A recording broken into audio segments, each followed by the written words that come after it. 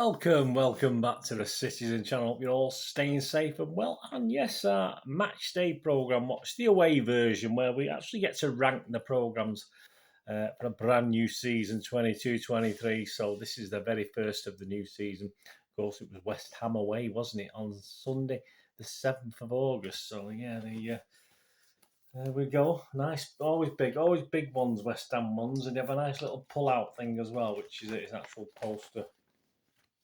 For the kids, which is really great. And yeah, so we're going to have a look at West Ham. It'll be a good guide to other programmes, of course. I mean, the minimum I give any of these is what I'd give the City programme, which I reckon on last season's basis I give a 6 out of 10. I've already looked through this season's first one.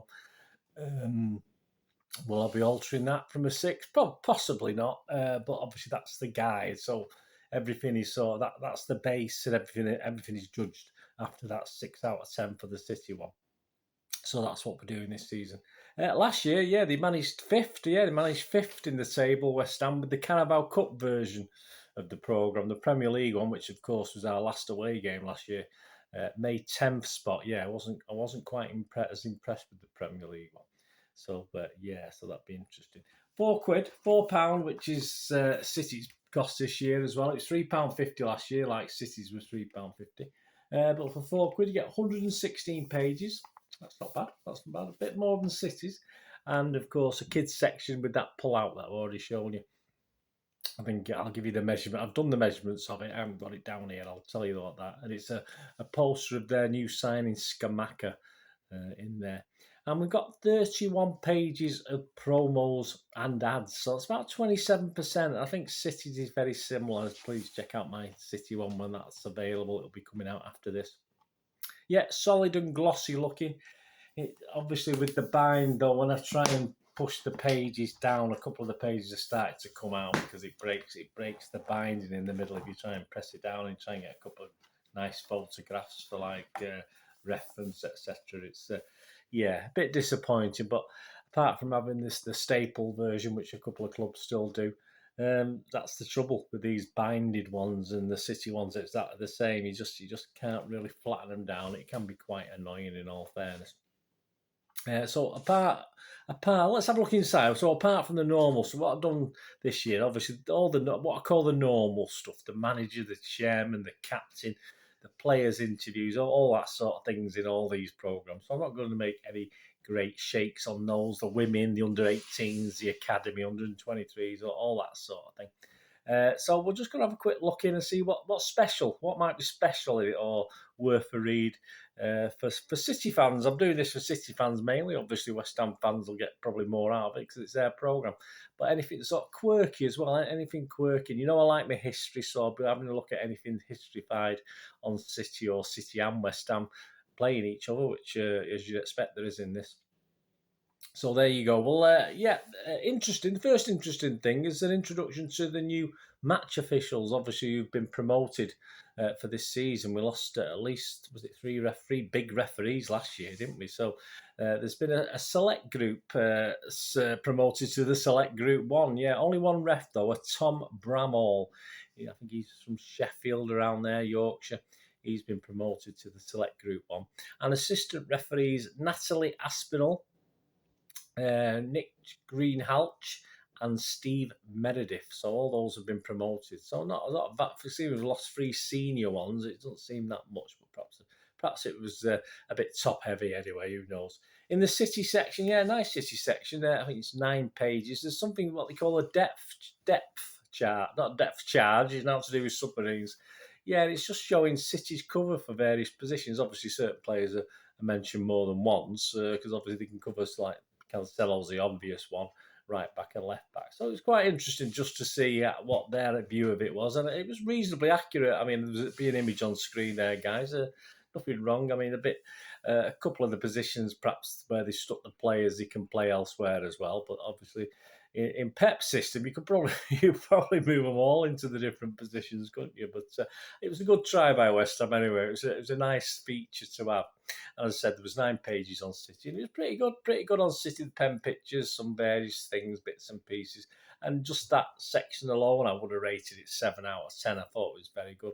There's three one-page features on the new boys. So it takes a look at Fulham, Bournemouth, and Forest, and expectations for the season, and what they did last year, and how they've who they brought in, and the chances for the season. So that's a nice touch in the programme for this West Ham one. My West Ham scrapbook is definitely a good read for City fans. There's 5 pages with our legend Pablo Zabaleta, who, though he's only at West Ham, 3 seasons, I think, became a little bit of a legend there, which is obvious, isn't it?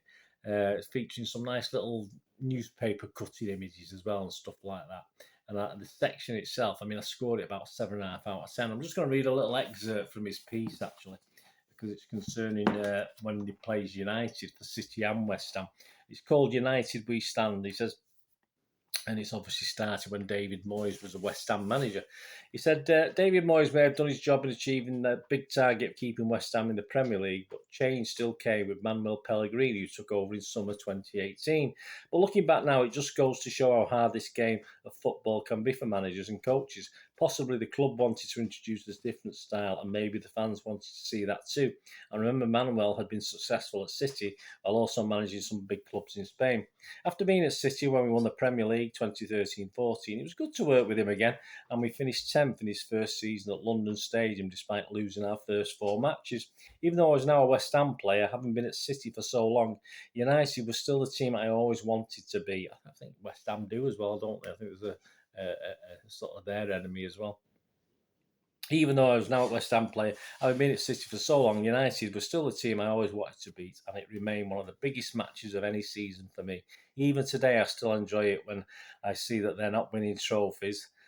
And as every Hammer fan knows, West Ham always have a chance against United whenever they play them, especially at home. It was no different in September 2018 when Manuel won his first match at the London Stadium as West Ham manager. Philippe Anderson set us on our way to a 3-1 win over Jose Mourinho's team when he met my low cross with a really clever back heel. We'd also shared a goalless draw with United the season before, then beating them again 2-0 at the London Stadium in my final year too. Yes, I always enjoyed those tussles with United. Yeah, I think like obviously not as much as City, but there's a definite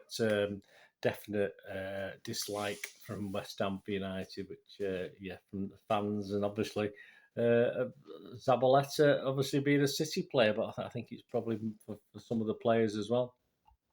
So that was a nice piece. I said just on it's all little snippets of Zabaleta over his 3 years, different things. So that's good.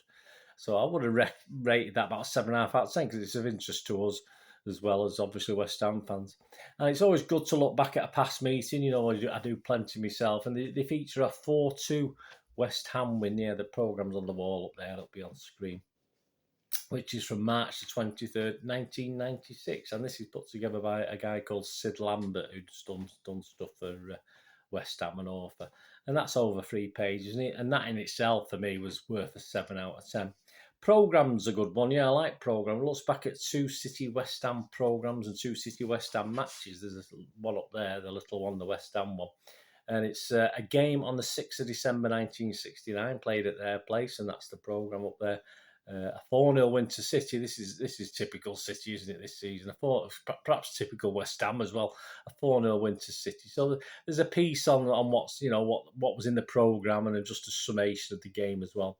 And also the programme from the return game at Main Road on the 21st of March 1970, which ended, as I said, a 4-0 win to City at their place, and they beat us 5-1 at our place. And that was typical, wasn't it? Certainly typical City, probably typical West Ham. And of course, that 5-1, which I've probably featured in my history vlogs, was the famous Corrigan one where he kicked it out, turned his back, and Boyce just levered it back in the goal. But you've probably seen that yourself. So that was a nice section. I like that history between City and West Ham. Again, I'd give that 7.5 out of 10 on its own. And the poster, as I said, at the back in the kids pull-out section, 58 centimetres by 42 centimetres. So a good size of Skamaka. So that's obviously he's doing that, of course. I'm not going to take it out and open it out and show you a picture of it because it'll ruin my programme, and I like them in one piece. But as I said, the pages are starting to fall out anyway already. I've only opened it up a couple of times, so that's a bit sad, really.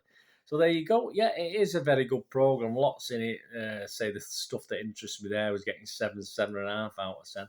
And I think the basis of the stuff for West Ham fans, which is who it's aimed at, all the stuff in there for them, the interviews, etc. I'm going to give this, and it's going to be a good guide for everyone else. I think this season, I'm just going to give it a good solid 7.5 out of 10. I think it's thoroughly worth it, and I wasn't surprised because I know West Ham do a very good program. So obviously, on to the next away one, see if they can do better. I think it'll be Newcastle United, won't it? The next away one. So let's see how they go against West Ham.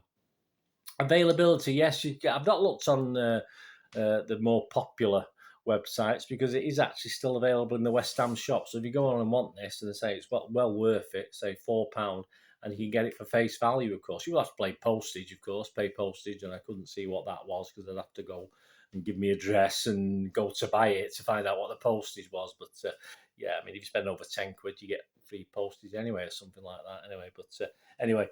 It's still available on the West Ham site in the West Ham shop. So if you want to get that, I would certainly recommend it. Yes, good read, some good stuff on City as well. Anyway, thanks for watching, guys. I won't say they go to the top of the table because there's only them in it at the moment. But there you go. So we'll see how it goes. Anyway, thanks for watching, guys. Please, until we meet again, the honest one thing, please stay safe, Blues. Come on, City. Thanks for watching. Bye for now.